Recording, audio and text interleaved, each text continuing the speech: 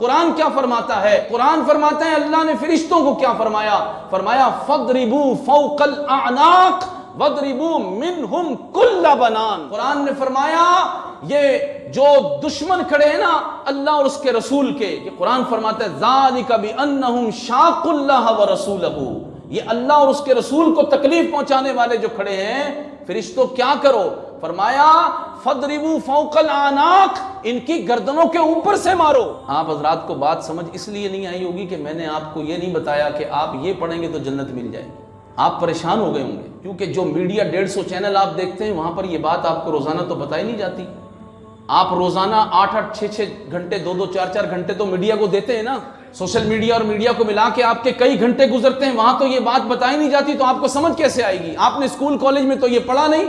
تو آپ کو یہ سمجھ میں کیسے آئے گی؟ اور زندگی میں پیٹ کا دھندا اتنا وسیع ہے کہ ہم اس پیٹ کے دھندے سے باہر نہیں نکلے، تو ہمیں یہ سمجھ کیسے آئے کہ اللہ تعالیٰ قرآن میں فرما رہا ہے فَاضْرِبُوا فَوْقَ الْأَعْنَاقِ، میرے محبوب کے دشمن، میرے دشمن، اے فرشتوں ان کی گردنیں اڑا کے رکھ دو، اور گردنیں اڑاؤ۔ قرآن فرماتا ہے وَاضْرِبُوا مِنْهُمْ كُلَّ بَنَانٍ،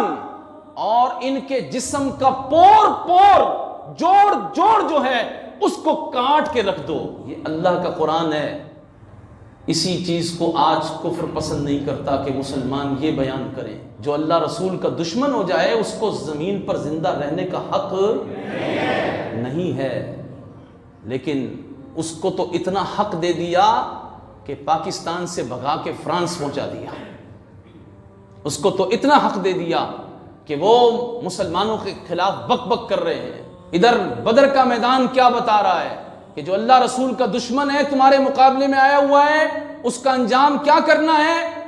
اس کا انجام یہ کرنا ہے فَاضْرِبُوا فَوْقَ الْأَعْنَاقِ وَاضْرِبُوا مِنْهُمْ كُلَّ بَنَانٍ، اس کے جسم کا کوئی جوڑ چھوڑنا نہیں ہے۔ اور فرشتوں نے یہ کیا، نہ صرف فرشتوں نے کیا، حضور کے غلاموں نے بھی یہی کیا،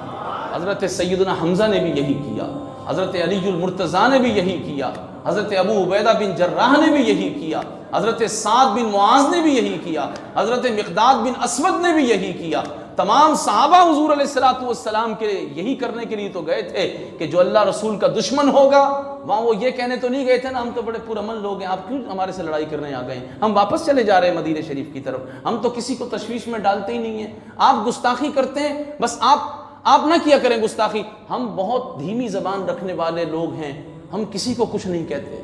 یہ کہا صحابہ نے، جا کے پوچھ رہا ہوں آپ سے، صحابہ نے یہ کہا، تو پھر ہم یہ بولی کیوں بھول گئے؟ سوال یہ ہے، یہ قرآن ہم کیوں بھول گئے؟ اس کو ہم نے کیوں بند کر کے رکھ دیا؟ اور آج میڈیا دجالی کردار ادا کر رہا ہے۔ جہاد فی سبیل اللہ کے خلاف ایک ایسی تحریک شروع کی گئی کہ جہاد کا نام دہشت گردی رکھ دیا، اور جو سب سے بڑا دہشت گرد ہے امریکہ اور اس کے حواری، جنہوں نے افغانستان کی سرزمین پر 300 پھول جیسے حافظ قرآن بچوں کو ایک ہی حملے کے اندر شہید کر دیا، وہ یاد نہیں ہے اس میڈیا کو؟ آپ بتائیے کبھی آپ نے سنی خبر میڈیا کے اوپر؟ پھر آپ کو عراق شریف یاد نہیں ہے، وہ عروس البلاد جو انبیاء کی سرزمین ہے، جو صحابہ کرام کی سرزمین ہے، جو امام حسین کی سرزمین ہے، اس سرزمین پر انہوں نے کیا نہیں کیا؟ 10 لاکھ مسلمانوں کو انہوں نے شہید کر دیا۔ آج کشمیر کے اندر کیا ہو رہا ہے؟ ہندوستان کے اندر مسلمانوں کا گوشت کاٹ کر ہندو بنیے آوازیں لگا لگا کر بیچ رہے ہیں، لیکن ہم تو جہاد کو دہشت گردی کہتے ہیں، ہم تو ٹیررزم کہتے ہیں۔ ہمیں تو امریکہ بہادر رپورٹ جاری کر رہا ہے کہ پاکستان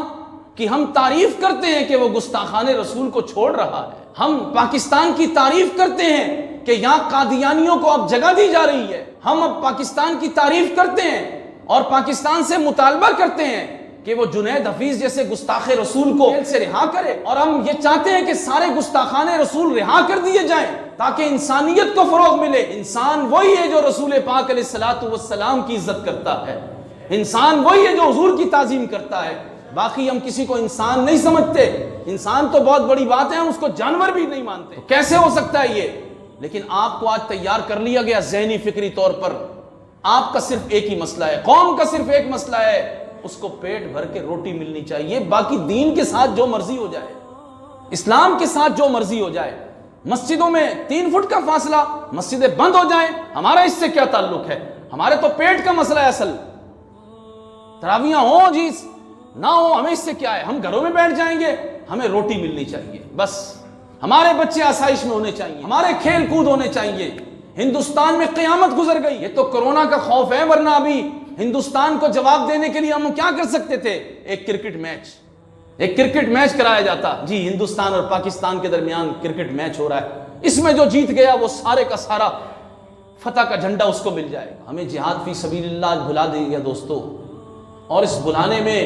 بلا معذرت کہہ رہا ہوں، بلا معذرت نہیں کر رہا، اس جہاد کو بلانے میں بہت بڑا کردار مولویوں کا بھی ہے، جو رسول اللہ کے منبر پر بیٹھے اور انہوں نے سورہ انفال لوگوں کو نہیں سنائی، جو حضور کے منبر پر جلوہ فرما ہوئے گھنٹوں تقریریں کی، لیکن سورہ توبہ قرآن سے کھول کر نہیں سنائی، جو گھنٹوں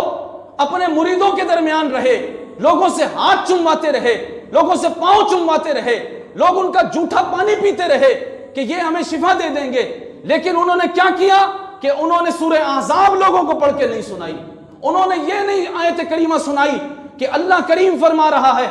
فَضْرِبُوا فَوْقَ الْأَعْنَاقِ وَضْرِبُوا مِنْهُمْ كُلَّ بَنَانٍ، گستاخ رسول کی سزا یہ ہے کہ اس کے ٹکڑے کر دیے جائیں۔ انہوں نے قرآن کی یہ آیات چھپا لی، یہ بھی مجرم ہے برابر کے، چاہے وہ کوئی بھی ہو، ہمیں کسی سروکار نہیں ہے اس سے، اور اس میں بہت بڑے مجرم وہ لوگ بھی ہیں جنہوں نے یہود و نصارہ سے اپنے پیٹ کی خاطر پیسہ لیا اور پاکستانی قوم کو، پوری دنیا میں مسلمانوں کو گمراہ کیا، جہاد کے نام پہ جمع کیا لوگوں کو، اور وہاں پھر امریکہ سے پیسہ لے کر مسلمان بچوں کو گمراہ کر دیا، ان کے عقائد، ان کے نظریات خراب کر دیے، اور وہ جہاد کے نام پر پیسہ لے کر کچھ بھی نہیں کرتے تھے، وہ ٹیررسٹ اصل وہ لوگ تھے، اور انہوں نے جہاد فی سبیل اللہ کو بدنام کیا۔ وہ لوگ بھی بہت بڑے مجرم ہیں، انہوں نے اسلام کا نام لیا لیکن حقیقتاً جہاد نہیں کیا۔ اگر حقیقتاً جہاد کیا ہوتا، قسم بخدا قرآن سامنے ہے، برما کی بچیاں نہیں روتی،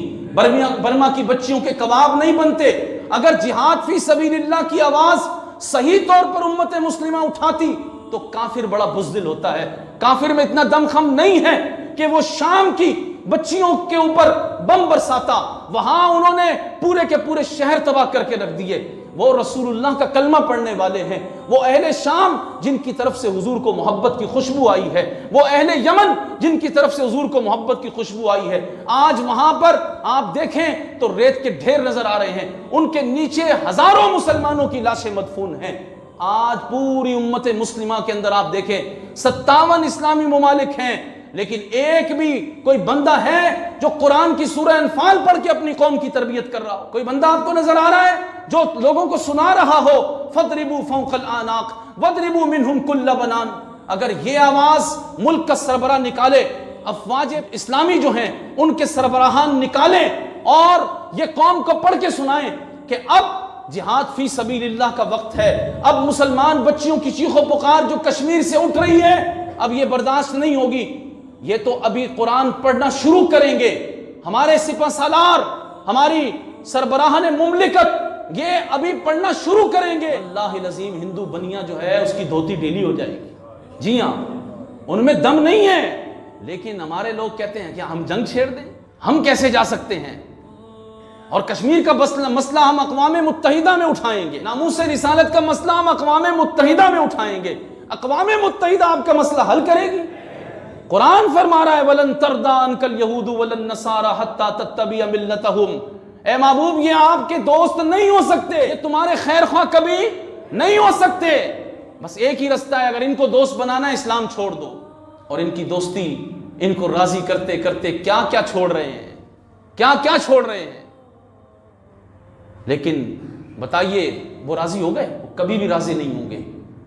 اور نہ ہم نے ان کو راضی کرنا ہے۔ جنہوں نے اللہ اور اس کے رسول کو راضی کرنا ہے وہ پھر جذبہ جہاد اور شوق شہادت امت مسلمہ میں بیدار کرے۔